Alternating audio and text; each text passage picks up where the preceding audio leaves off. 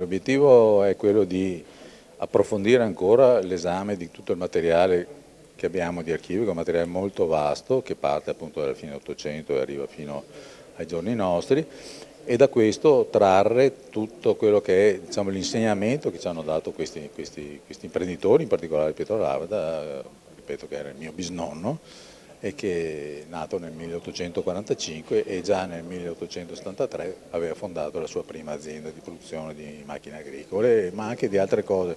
Una cosa interessante, brevemente, è l'eclettismo, cioè il fatto che lui si sia occupato di moltissime attività industriali, oltre alle macchine agricole che poi sono state, diciamo, lo zoccono duro della sua produzione, ma anche costruiva orologi per i campanili, costruiva cannoni. Da qui un legame speciale con Venezia.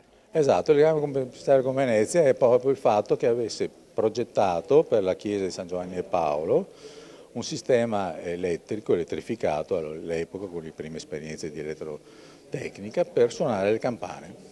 E quindi questo è un legame che poi lui ha mantenuto, perché ha fatto molti interventi anche in varie chiese della provincia di Venezia. Il nostro gruppo Ricerca Storica è nato proprio grazie ad una mostra sulla Laverda, non questa, altre mostre che sono state fatte in occasione del centenario, proprio circa più di 30 anni fa. È un gruppo che si occupa di storia locale e quindi, occupandosi di storia locale, non poteva non incrociare la storia della Laverda, e da sempre ce ne siamo occupati con le nostre pubblicazioni, con le nostre serate, e ecco, spesso abbiamo incrociato appunto la storia della Laverda e abbiamo contribuito a costruire quella storia che poi l'Archivio Storico Pietro Laverda ha in qualche modo ampliato e approfondito. Pietro Laveda rappresenta la modernità perché? Perché innanzitutto trasferisce nell'impresa la scienza moderna, che in quel momento è la meccanica prima e l'elettricità dopo.